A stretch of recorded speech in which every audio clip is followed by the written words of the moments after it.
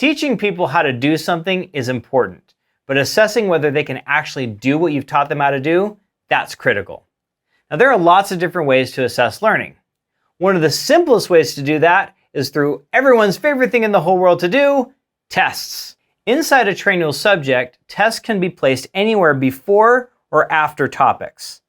So to add a new test, you'll just type the name of that test down here, and then click the Add Test button.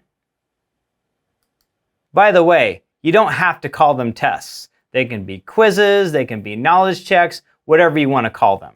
Now let's jump in and build out this test. To do that, I'll just click right on the title. Let's focus on these test settings on the left-hand side.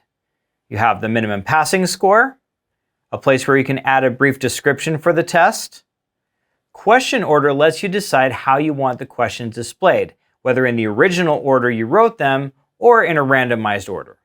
Number of questions to display will actually let you create a question bank and then decide how many of those questions show up on the test. And finally, send test responses by email just simply lets you decide who is going to get notified with the test results. Now let's start adding some questions to this test. I'll do that by clicking the Add Question button. Now I've got two answer types I can choose from, either multiple choice or written response. Up above, I can add a question prompt. And then I can add the answer choices below. Be sure to select the right answer from the list. You can add as many questions as you want to your test.